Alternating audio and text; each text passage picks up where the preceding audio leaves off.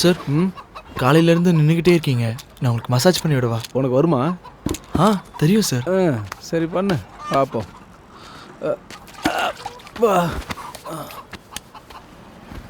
சாயங்காலம் ஆயிடுச்சு, ஒருத்தன் கூட காலை இப்படி வைங்க சார்.